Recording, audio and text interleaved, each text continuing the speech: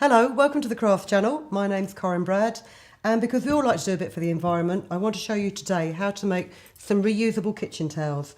Instead of just using rolls and rolls of paper towels to wipe up your messes, you can just stitch yourself up some ultra absorbent, brightly coloured cotton towels that you can use for wiping up messes.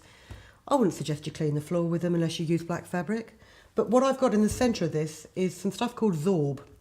It's ultra absorbent wadding. You can use 100% cotton wadding or bamboo wadding. I've used this specifically because it's supposed to absorb about 20 times its weight in water. I've cut my squares of Zorb or wadding to 18 centimetres square, and I've cut my squares of brightly coloured fabric. I've got a nice green gingham here and some lovely pineapples. These have been cut to 20 centimetres square. So we'll do our normal trick of sewing all the way around the outside of these, but leaving one little gap in the middle of one edge for turning.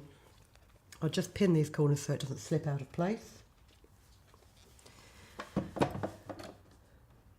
And a 5mm seam allowance and about a 2-3mm long straight stitch is absolutely fine for this.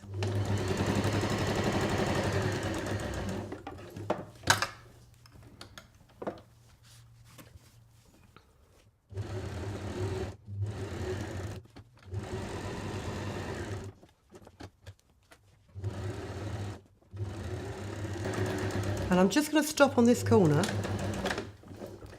because there's one important thing that I forgot to do, but it's fine. What I want is I want a hanging tag on my towels, and it's a lot easier to pop it in while you're sewing around the outside. And quite simply, this is a strip which is about 22 centimetres by 5 centimetres. Finger press in both long edges so it looks like a wide bias binding strip, and then fold or bring those two folded edges up to meet each other and just top stitch it.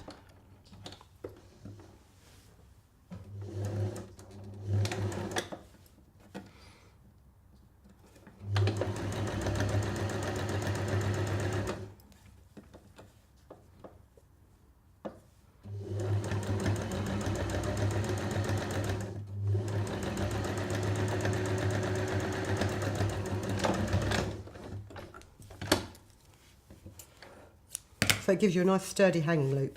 And then if you just fold that in half, and where I stopped sewing on, I can't remember where I stopped sewing, on this corner here,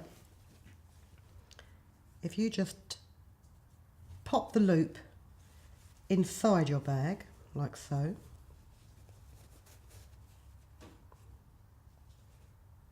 so the raw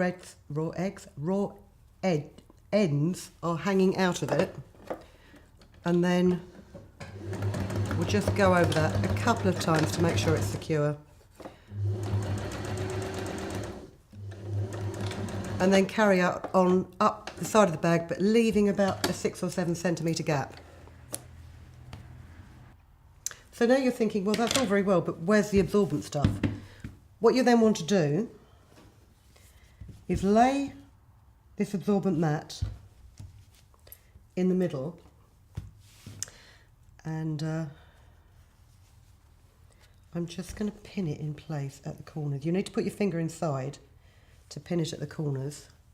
And this is just really so that when you turn it the right way out, you're not fiddling about trying to get it central.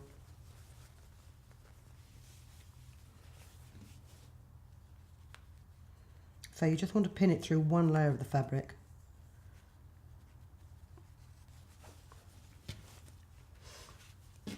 And also pin it from the centre out, because by the time you've turned this inside out, trying to get a pin out the other way around is really difficult. So you need to take a bit of care, because obviously you have got those pointy pins, but you should now be able to turn your bag the right way out through the gap.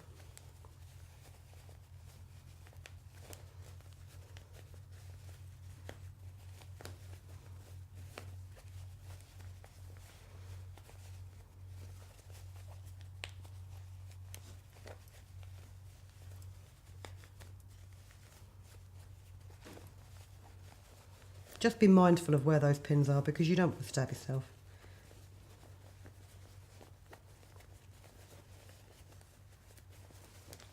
Okay, and then use the point of your closed scissors. Don't ever be tempted to use that sharp point because if you're a bit heavy-handed, you will go straight through your fabric.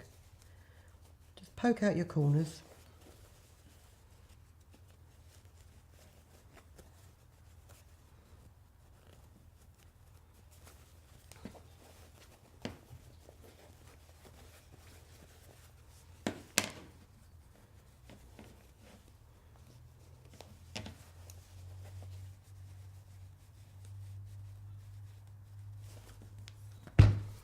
And then you can lay it flat. And what you've got is your square is nice, your square of wadding is nice and flat inside there.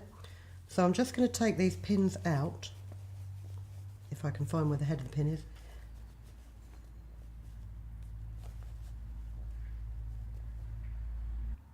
It's always really useful to use glass-headed pins so that you can find them more easily. I'm just going to pin it back through both layers of fabric just to keep that wadding in the right place.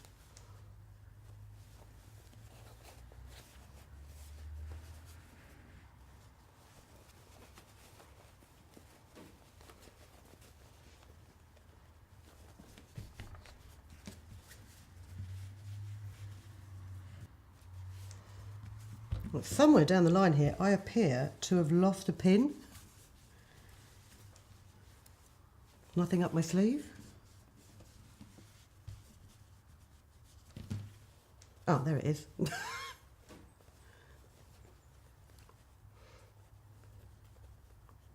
Another little tip actually, if you ever do that, if you ever find that you've lost a pin inside your work and then you can find it again because it is a glass-headed pin, one of the best tricks that I've ever learned is if you can force the point of the pin out of the fabric and then simply break up that head of the pin with a hammer. You will get little bits of grit left inside it, but it means you haven't got a sharp, pointy pin left inside it. And it does save you unpicking it all. So, I'm just going to fold in the raw edges of that gap.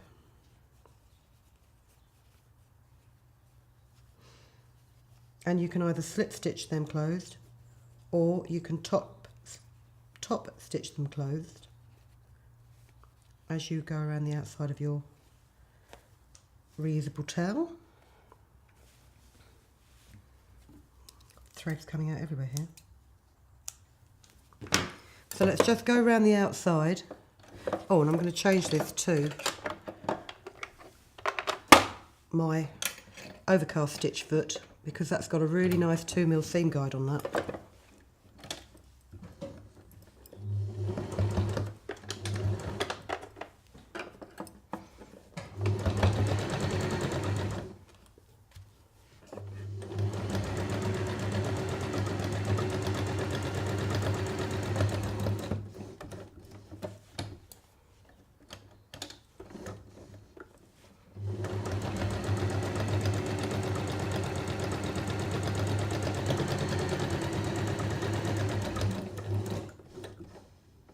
Oh.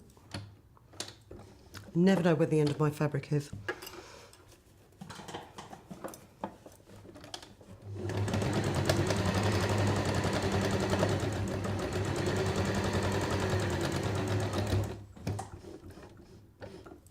Yeah, it was there.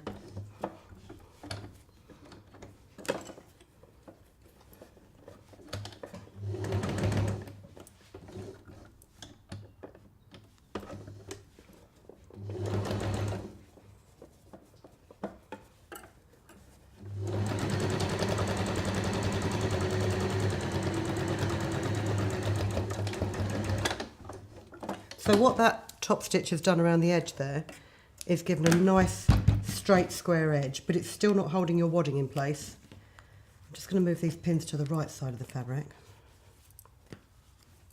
so I know where they are. So I'll swap my foot back.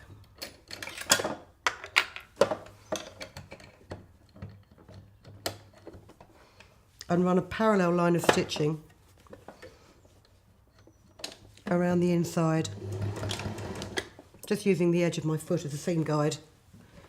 and this should hold your wadding in place so that when it goes through the sewing machine it doesn't get rucked up inside. And when I said sewing machine, I actually meant washing machine.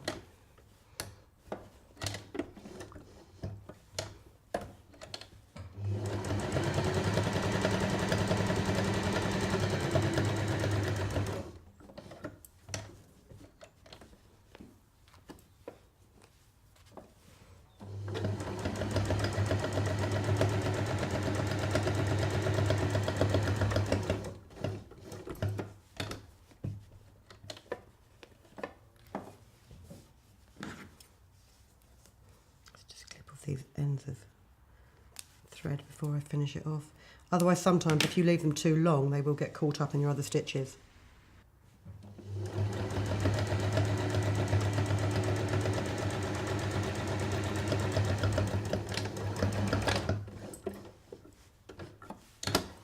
And there you go.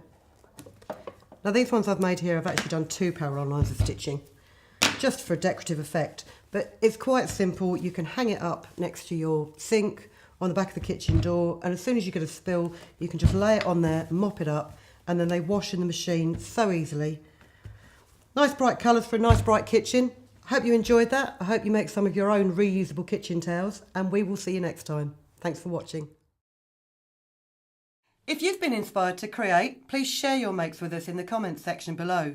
And if you've enjoyed videos by the Crafts channel, hit the like button. Want to see more of us? Then click subscribe. See you next time.